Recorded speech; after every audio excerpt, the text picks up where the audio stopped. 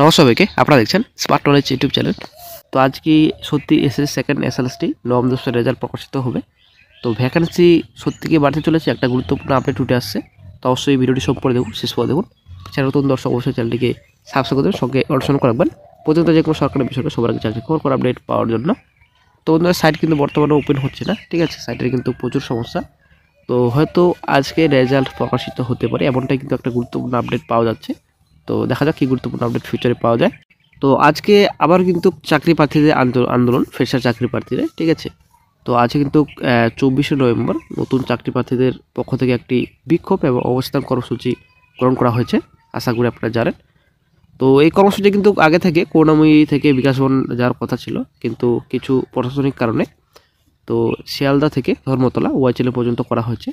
তো অবশ্যই আপনারা আজকে ঠিক বেলা 11টার মধ্যে আপনার দক্ষিণ শাখার মেট্রো স্টেশনের সামনে জমায়েত হবেন। মিছিল শুরু হবে মৌলালি হয়ে ধর্মতলার ওয়াই চ্যানেল পর্যন্ত।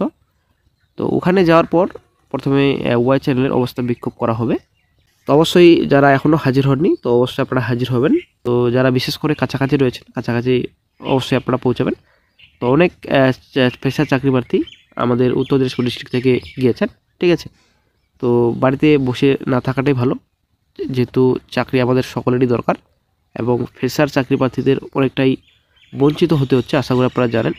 এই যে রিক্রুটমেন্ট রেজাল্ট প্রকাশিত করছে কমিশন, এসএসসি সেকেন্ড এসএলএসটি 11-12, তো 60 পেয়েও কিন্তু কোনো রকম লিস্টে নাম নেই। এই হচ্ছে ফ্রেশার চাকরি প্রার্থীদের অবস্থা, ঠিক আছে। তো অবশ্যই সঙ্গে অনেক কিছু আপনারা নিয়ে যাবেন, পারলে আপনারা একটা বই নিয়ে যাবেন, থালা নিয়ে যাবেন। চাকরি প্রার্থীর কয়েকটি দাবি রয়েছে, মোটামুটি 3 দফা দাবি রেখেছেন। তো শিক্ষকদের শিক্ষাদানের অভিজ্ঞতা যে 10 নম্বর দেওয়া হচ্ছে, টিচিং এক্সপিরিয়েন্স, কোনোভাবেই ইন সার্ভিস টিচারদের যেন 10 নম্বর না দেওয়া হয়, তার জন্য কিন্তু আজকে আন্দোলন। এবং ভারতীয় সংবিধানের মৌলিক অধিকারের অনুচ্ছেদ অনুযায়ী 16 নম্বর ধারা অনুসারে সকলকে সমান অধিকার দিতে হবে। তারপর যেটা সেকেন্ডে রাখা হয়েছে, এসএসসি সেকেন্ড এসএলএসটি, এই যে পরীক্ষায় আপ টু ডেট শূন্যপদ বৃদ্ধি করতে হবে, মোটামুটি 1 লাখের মতো ভ্যাকান্সি বাড়াতে হবে। তো সকল কল ফর ভেরিফিকেশন পরীক্ষা প্রার্থীদের অরিজিনাল ওএমআর জনসমক্ষে আনতে হবে। তারপর এসএসসি সেকেন্ড এসএলএসটি আন্দোলনের স্থান পরিবর্তন সম্পর্কে জরুরি একটা বার্তা রয়েছে, যে এসএলএসটি সেকেন্ড ফ্রেশারদের আন্দোলন পরিচালিত হবে শিয়ালদা স্টেশন দক্ষিণ শাখা থেকে ধর্মতলা ওয়াই পর্যন্ত। তো অবশ্যই আপনারা হাজির হবেন। হাইকোর্টের পারমিশন অলরেডি পাওয়া গেছে, এই যে পুলিশ পারমিশন, তো সেটাও কিন্তু পাওয়া গেছে, একটা গুরুত্বপূর্ণ আপডেট সকল ফ্রেশার চাকরি প্রার্থীদের জন্য। তো পুলিশ পারমিশন কিন্তু হয়ে গেছে, আর কিন্তু কোনো রকম সমস্যা হবে না আশা করা যায়। তো অবশ্যই আপনারা হাজির হবেন। তো এবার চলে আসছি আজকে এসএসসি সেকেন্ড এসএলএসটি নবম দশম রেজাল্ট, একটা গুরুত্বপূর্ণ আপডেট, ঠিক আছে। তো আজকে কিন্তু রেজাল্ট প্রকাশিত হতে চলেছে, এমনটাই কিন্তু আপডেট পাওয়া যাচ্ছে কয়েকদিন ধরে। তো আজকে হয়তো প্রকাশিত হবে।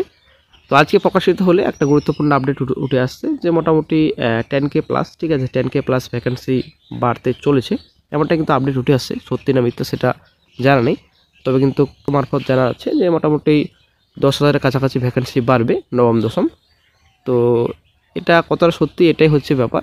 ফ্রেশার চাকরি প্রার্থীরা এদিকে কিন্তু আন্দোলন করছেন। তো ভ্যাকেন্সি কি সত্যি বাড়বে? যদিও কিছুদিন আগে শিক্ষামন্ত্রী বলেছিলেন যে সিএমের সঙ্গে আলোচনা হয়েছে এই বিষয়ে, ভ্যাকেন্সি বিষয়ে। তো শিগগিরই হয়তো ভ্যাকেন্সি বাড়বে, এমনটাই কিন্তু উনি জানিয়েছিলেন।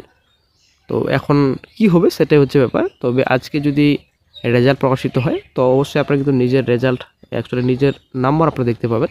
আপনারা কিন্তু এই যে রিটার্নে কোয়ালিফাই হলেন, এটা কিন্তু আপনারা জানতে পারবেন না। তো শুধুমাত্র আপনারা নাম্বার জানতে পারবেন, কত নাম্বার আপনি পেয়েছেন। তো ভ্যাকেন্সি আপডেট হয়তো আজকে হতে পারে। তো ভ্যাকেন্সি নোটিশ যদি প্রকাশিত হয়, সঙ্গে সঙ্গে চ্যানেল আপডেট দিয়ে দেওয়া হবে। তো ফ্রেশার চাকরি প্রার্থীদের আন্দোলন আজকে অনেকটাই বড় আন্দোলন হবে।